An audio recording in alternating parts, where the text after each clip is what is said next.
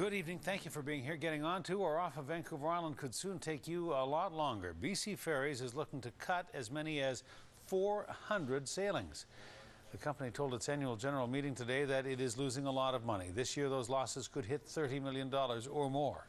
BC's transportation minister says with fare increases capped at 4%, BC Ferries needs to find a way to get more money, but the government is not saying whether it will increase funding to keep ferries afloat. Main News reporter Stephen Andrew has the story.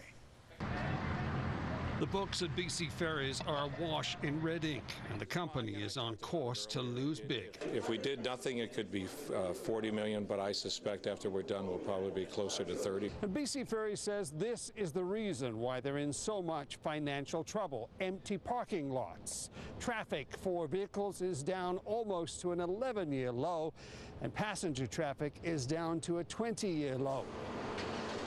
BC Ferries attributes much of the downturn to an unstable economy and fewer U.S. tourists. To plug the leak, the company is considering deep cuts. Most of the pain will be felt by passengers traveling to and from Vancouver Island, as BC Ferries plans to cut as many as 400 sailings. This will not impact major holidays. It will not leave people behind, but there has to be some rationalization when you have a drop in traffic that you're not just sailing back and forth empty ships. While some passengers at Swartz Bay Ferry Terminal this afternoon agree with the cuts, most disagree. In the winter, if you miss it, you've got a 3-hour wait. It's ridiculous. BC Ferry says it's looking at every line item on its balance sheet and nothing is safe. That also means jobs. A hiring freeze has been imposed, retirements will not be filled, and the hours of casual employees will be cut. The Ferry Workers Union says it knew nothing about the cuts until contacted by A News. In the winter, our casuals get very little work, and so now it sounds like they're even going to get less work. So we're worried, very, very worried for those. The NDP is pointing at jobs too, criticizing the government for poor management at BC Ferries.